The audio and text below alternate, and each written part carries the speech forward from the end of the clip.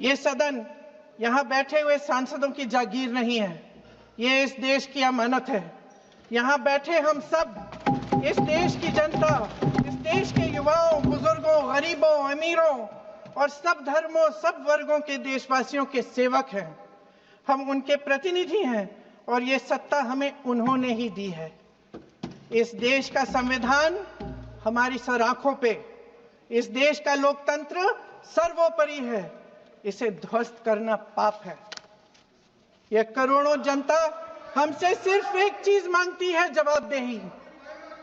English में इसे accountability कहते हैं।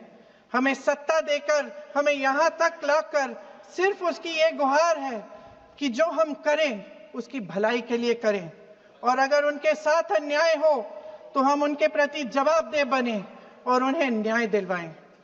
पिछले दिनों हजारों बच्चे सड़क पर उतरे, उन्होंने अपनी पीड़ा व्यक्त की।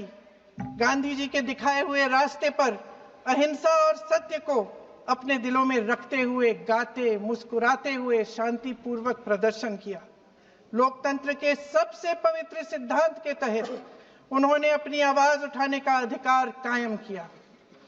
ये उस भारत के बच्चे हैं जो गांव में रहते हैं, जो महानगरों में रहते हैं, जो छोटे कस्बों में, छोटे शहरों में रहते हैं, जहां माँ अपने गहने बेच देती है, पिता अपनी जमीन गिरवी रख देता है, एक परिवार अपनी पूरी जिंदगी की कमाई बच्चे के सपने पर खर्च देता है।